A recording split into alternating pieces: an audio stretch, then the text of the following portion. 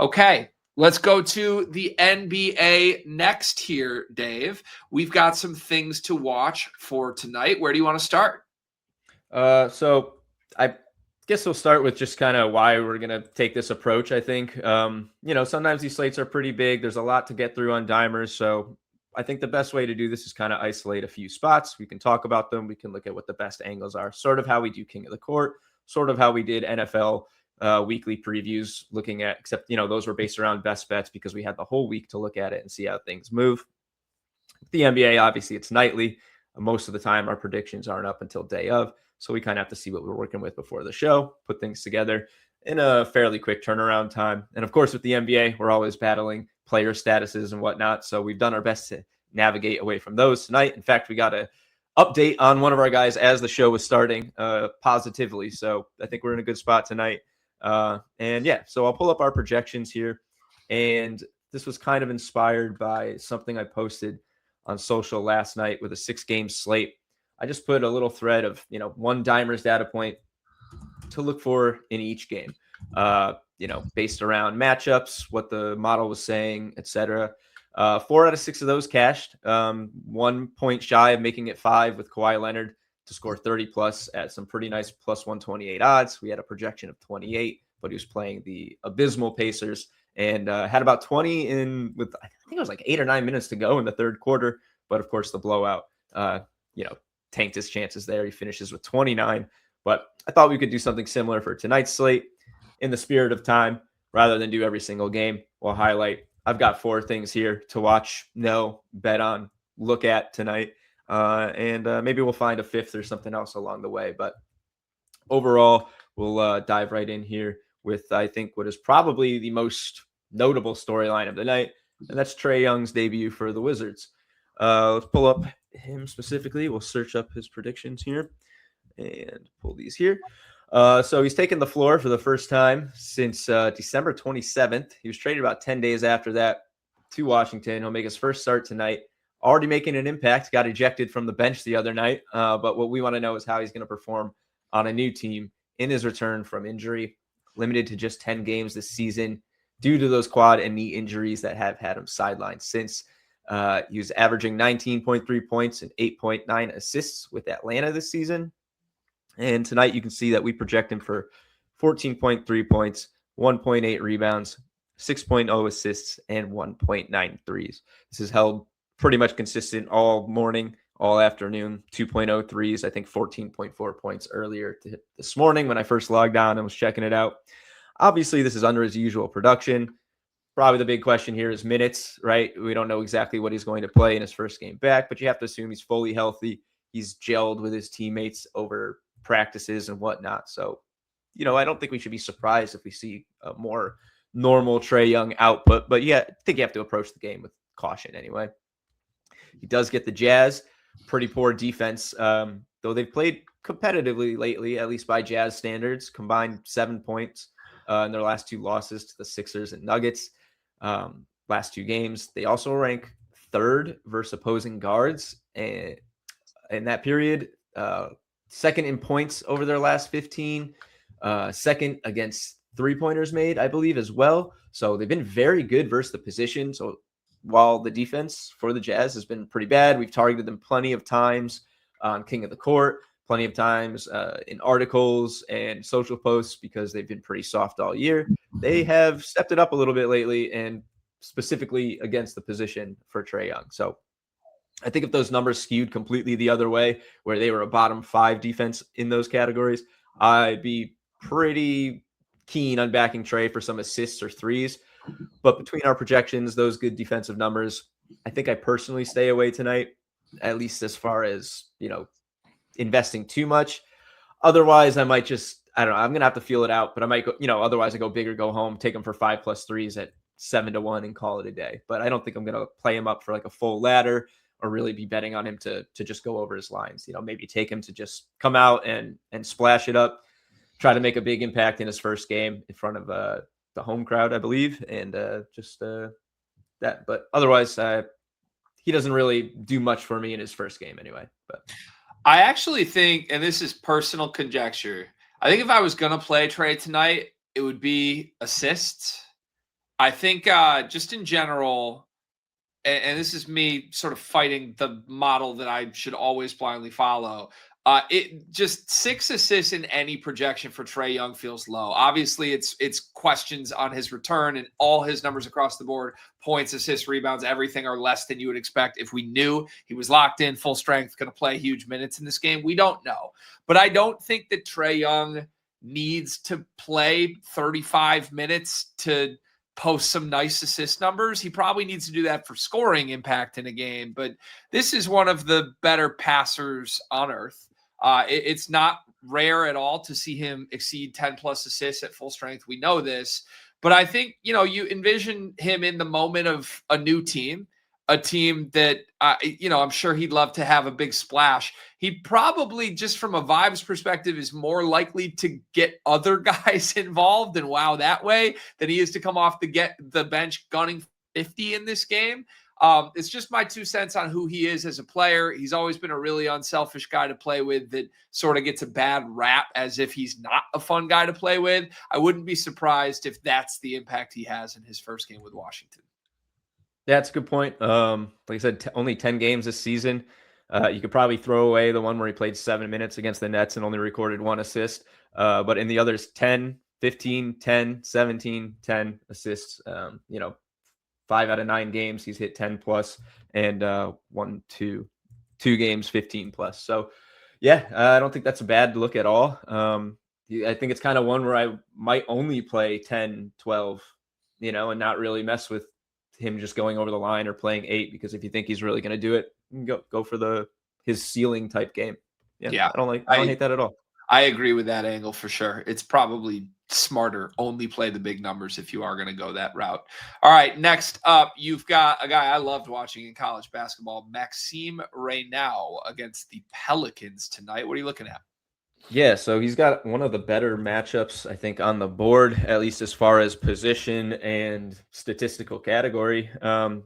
Some people might feel like this is a deeper cut here, but the kid's shining lately, especially on the glass. With Sabonis done for the season, you saw an uptick of 4.7 minutes per game from January to February, and that uptick perfectly coinciding with his first double-double in a month. He's racked up 7 double-doubles in his last 14 games, hitting 12 plus boards in all but one of those, 13 and 5, 14 plus and 3.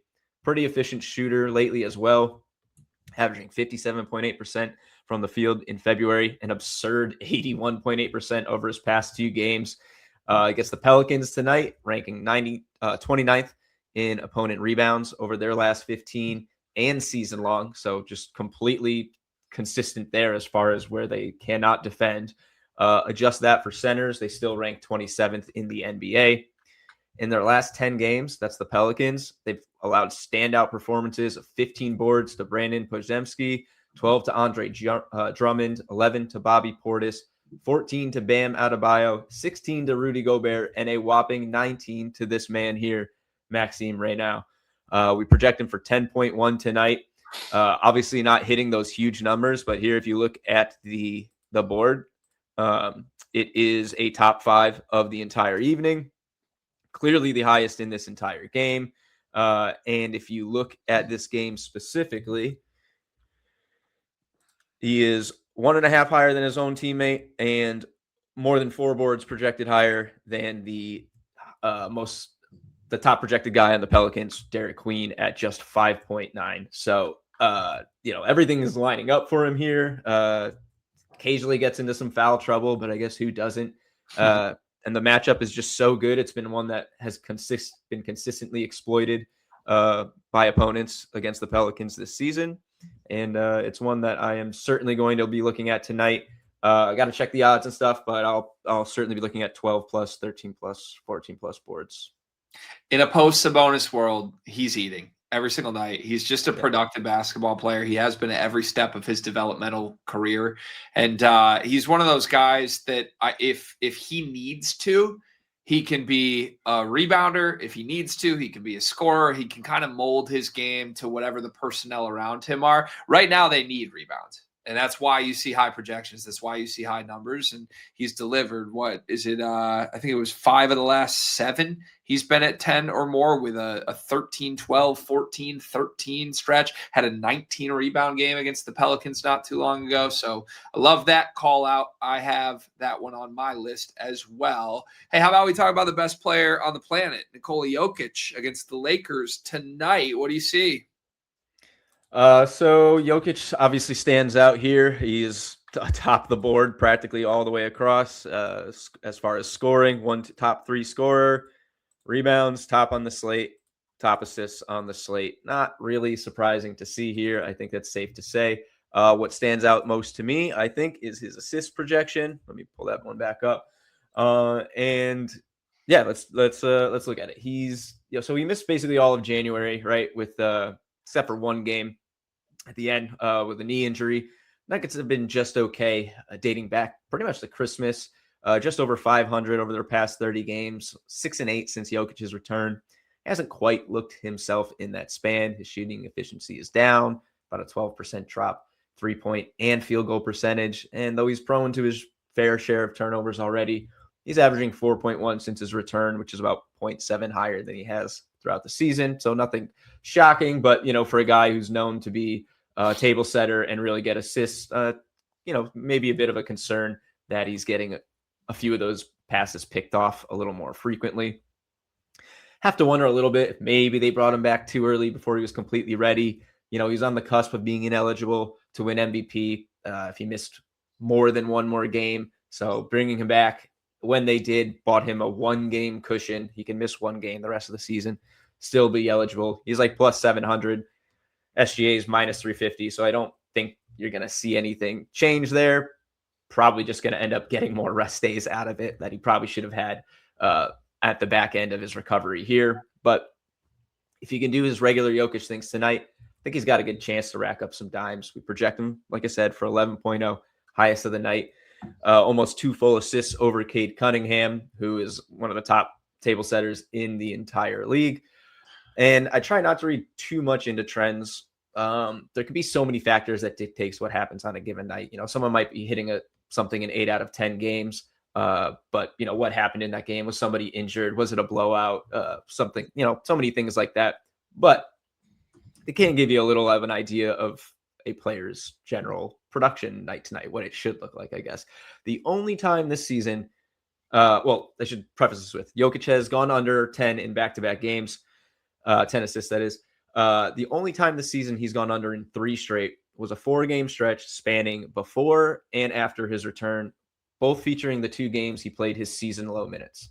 So a little bit of an anomaly there for the only time that he's gone under 10 assists in 3 straight games. The Nuggets defense has been bottom 10 in the league, so this game should be pretty competitive. And no matter how shaky his play is from time to time, they're a better team with him on the floor than when he's not.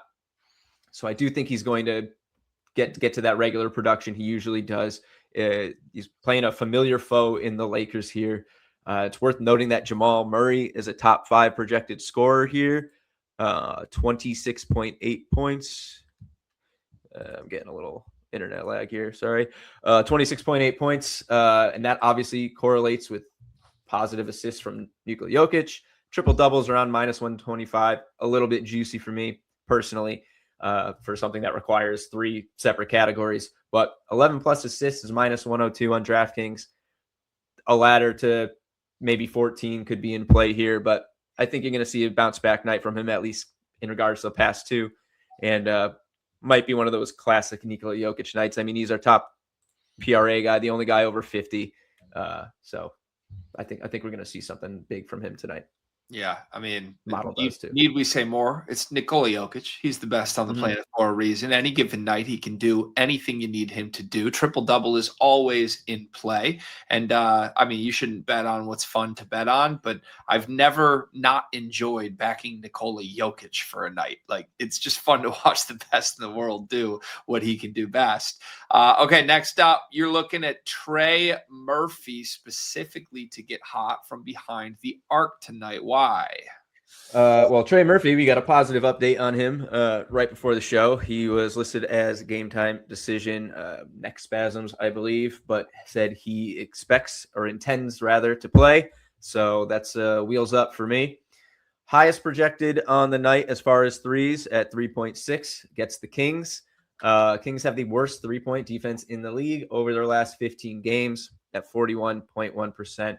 One of only two teams, allowing over 40% in that span, or even slightly worse versus forwards at 42.1%.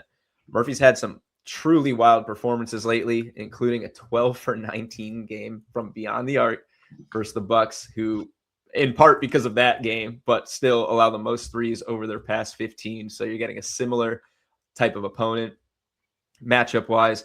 +5 for 11 against this same Kings team just a few games ago.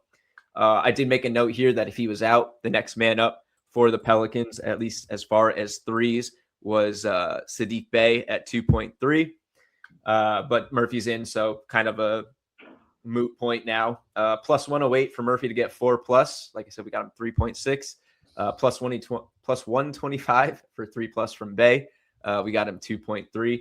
I'm probably not going to pay much attention to Bey with Murphy good to go. One, I'm not going to bet until closer to game time, get some confirmation on his status. This is probably a late game too, probably like 10:30 tip off here, I would imagine. But hopefully we get some clarity on that a little earlier.